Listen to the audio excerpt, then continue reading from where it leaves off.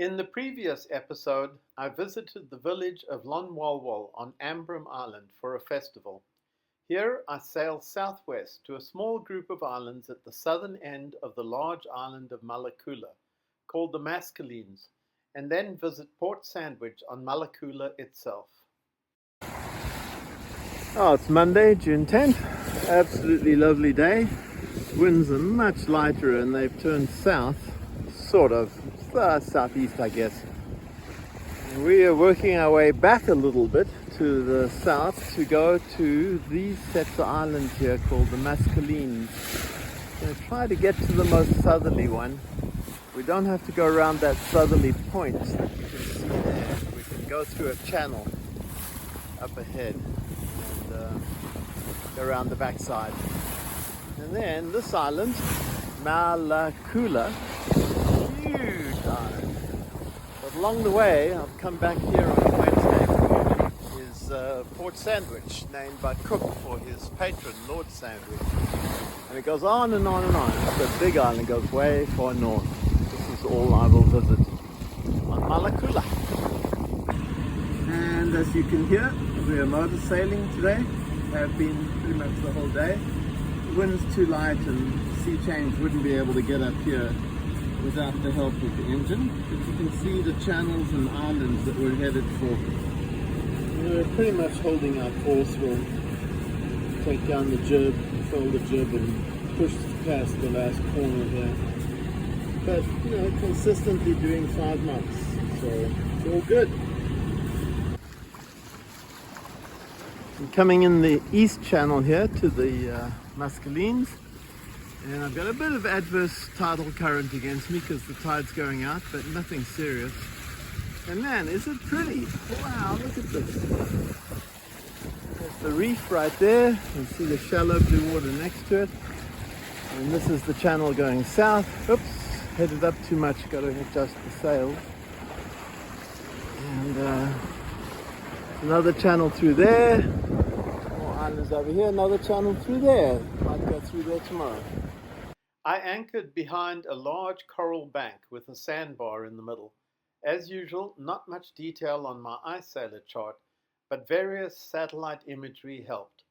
Nevertheless, the anchorage was full of coral, as shown by my anchor alarm. Alright, made it into the anchorage. It's kind of corally and a little difficult, but it's ultra low tide. This poor little island here in the sandbar, apparently been here for a century now. It's getting eroded away in places. And out there are 2 more boats coming in. Not sure who that is, but let's see. No, I'm not sure.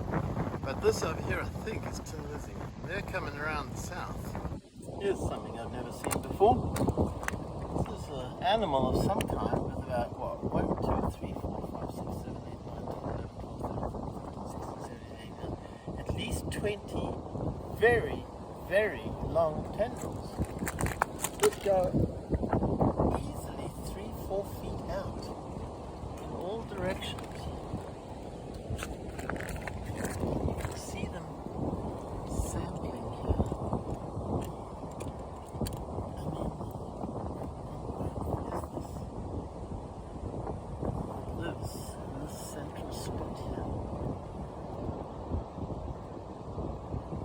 I am pretty sure this is a kind of sea cucumber that instead of lying on the surface buries most of its body. Most of this reef here is this broken up coral, miles and miles of it. There is some live coral over on the edge there of the reef, but the rest of it is just broken like this. And these women are foraging for clams, shellfish of various kinds. And this woman who I saw catch an octopus, and they are walking around in slip-stops. I just can't imagine what happens if you break your slip-stop. Man, oh man. All the way back to the sandbar there to get their dugouts. The reef, and this lady has just caught an octopus for dinner. It's absolutely wonderful. Congratulations. Congratulations. She also had one of these large cone snails, probably quite venomous, the shells of which are fairly common throughout the tropics. Well, I got a bit of a problem. When I came in, tide was a little bit higher than this, yet it was supposed to be low tide, and I was banking on walking around for 2 hours and coming back to find water. But nope. Oh, and the coral is so shallow I could barely find my way in here. I don't think I can find my way out now, especially that the sun has gone behind the clouds. So I may be stuck here for an hour or two. We'll see. That evening, a guy from the nearby village came by and asked each boat to pay an anchorage fee and a fee to walk on the sandbar. The first time anything like this had happened. So all 6 boats left to various other anchorages. Well, it's Tuesday the 11th of June. Just come through this opening here into a blind passage. There's Tin Lizzie over there. This is Awei Island, A-W-E-I, separated by this coral debris strewn neck here that I'm going to go explore. I think we're going to get some swell over that at high tide tonight. Well, we'll find out. Little beach here, lots of birds, mangroves all the way around. Very cool. This is the anchorage on my ice sailor chart and in satellite view, a wonderfully quiet spot that we hoped would yield dugongs.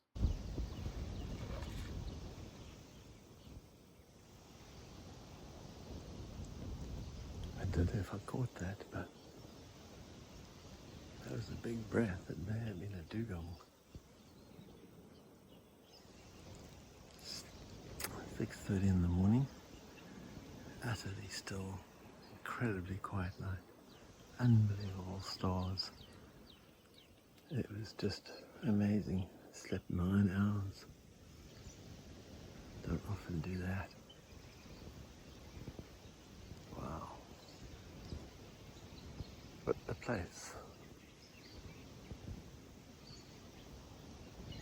It's coming up for high tide, which is when the dugongs are supposed to come in. And that's what this bay is known for. So, we'll have to have a look around.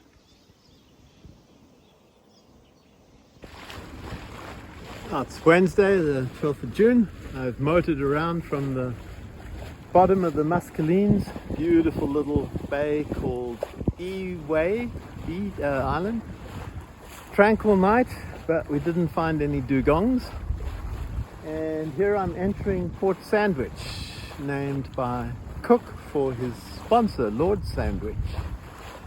And we have the little mini cruise ship, triple layer, that had 25 guests that came to the festival at Lanwawal the other day.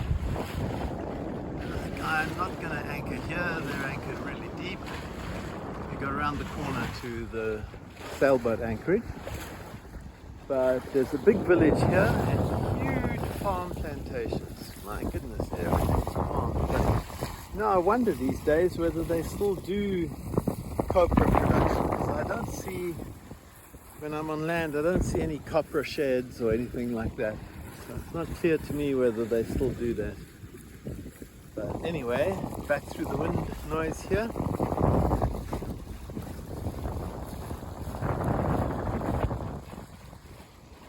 And this ship just sent its tender off. Wow, they are gone. Yeah, fast. They have a big aluminum tender on davits at the back. It's really pretty cool. It can take half their complement of guests at a time, and it has a front hatch that allows them to go right up on the beach and just walk straight off without getting wet. Pretty cool. Still haven't completely figured out what their gig is. It's a huge mixture of different people on board, students, Kenyan ambassador to Vanuatu, videographers, all sorts of folks, sociologists. Some sort of operation aimed at promoting small-scale ecotourism and festivals like the one that we attended to support the local economy. The ship's name is Helper 1, which I later learned is a multi-purpose ship involved in medical and health services as well as disaster relief, but here apparently had a different role in promoting tourism. I regularly caught small tunas in Vanuatu, but this was a better catch. I believe it was a wahoo, and it gave me several meals. I'm sailing into the sailboat anchorage here in Port Sandwich. And, lots of palms as usual over on the north side. The bay goes up here, but it's a blind bay, so it doesn't lead anywhere, so there's no tidal stream, which is nice. Some strong tidal streams down in the Maskelynes where we were the last 2 days. Here is the anchorage, rather deep but very well protected. No wonder Cook liked it. And on shore is a small store that delightfully baked fresh bread most days. The village of Lamap was 3 kilometers west, so I had a pleasant walk to it and back.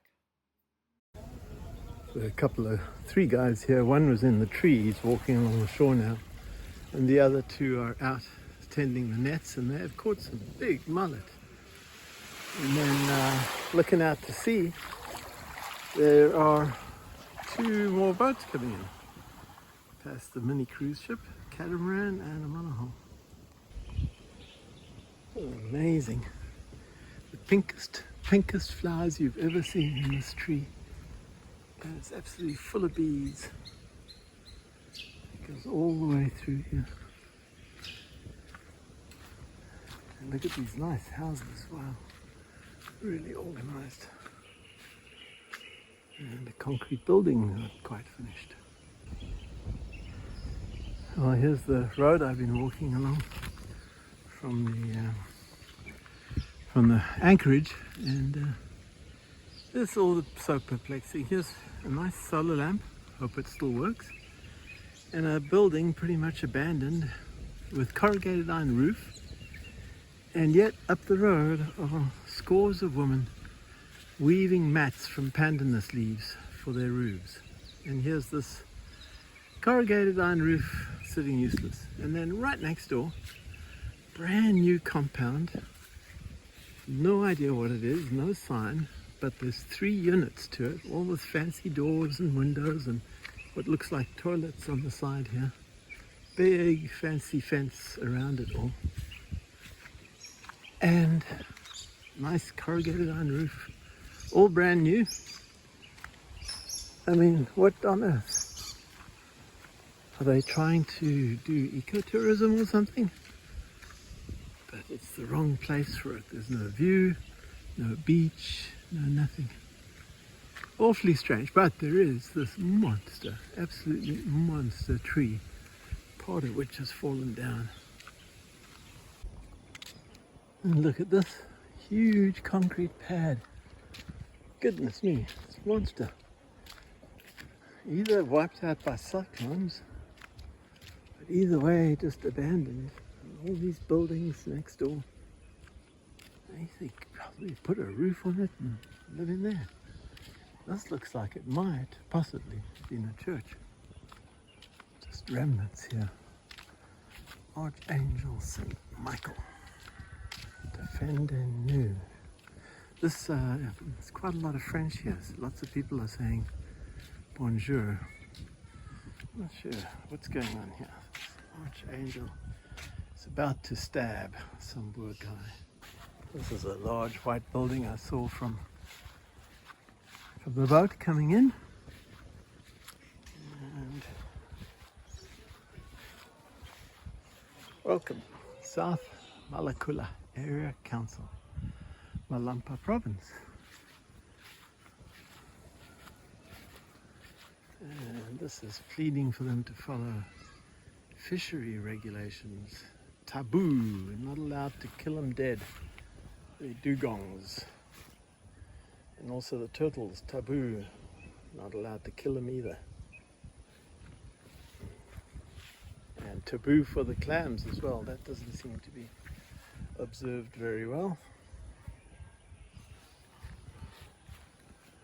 Lamap, Lamap. So Lamap is the name of this village. Protect them, environment belong you. Protect the environment that belongs to you. All right. This is actually a bank and a quick cash authorized postal center. The school that I saw from the water is over on the other side. But this is the important part. This is a public market, and the women here actually cook meals and sell them in a rice plate with chicken or fish or beef or pork, and 250 Vanuatu each, and they only do it on Monday, Wednesday and Friday. So if you're coming here Monday, Wednesday, Friday, come down here and you can get lunch under this wonderful huge tree with plenty of shade on a hot day and nice concrete benches around it. Well, it turns out that this was a school, public school, obliterated by one of the cyclones. Must have been a cyclone quite a long time ago, not the 2022 ones. And it's not just this, it's this whole side as well. It's just a little strange they don't reuse the buildings. They built a new school down on the other side here.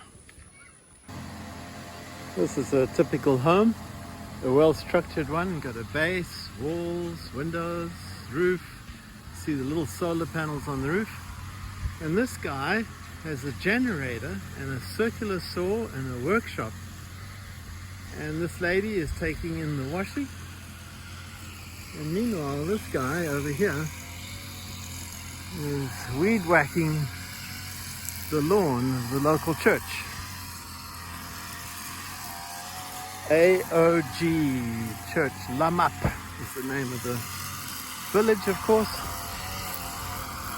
And, yeah, pretty organized place. As mentioned earlier, I saw no evidence of copra production from coconuts. However, here a group of men were processing cacao. These guys have harvested this bamboo from way up in the hills here somewhere. And now they split it and then they cut off the nodes, just trim off the nodes. Look at the length of these, look at this. And then he cuts the nodes off, and it's hard to show you here because the house is far away. There's another chap here doing another set over here. But if you look at, oh, there's the house. If you look at this little hut here, the walls are made with these bamboo, flattened and trimmed. You can see another house way at the back there. The wall is made of this. He's got an axe, so he's mimicking his presumably father, who is much more adept at it with his machete. Off come the nodes, nicely trimmed. There you go, what a lot of work, eh? Back at the beach in Port Sandwich, I met Jenny and her sister-in-law, waiting patiently while her husband and son loaded their gill nets onto their motorboat. These guys are loading their gill nets in a very organized way. It looks like they're about, wow, at least 10 feet deep from the floats to the weights, and there's at least 3 separate nets that they're setting up.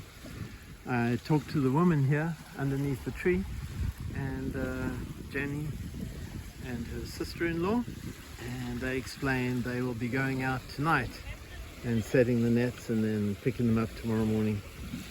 In the next episode, I sailed northeast to Pentecost Island to watch the famous land diving, and then northwest to Luganville on the biggest island, Espirito Santo, to check out of Vanuatu.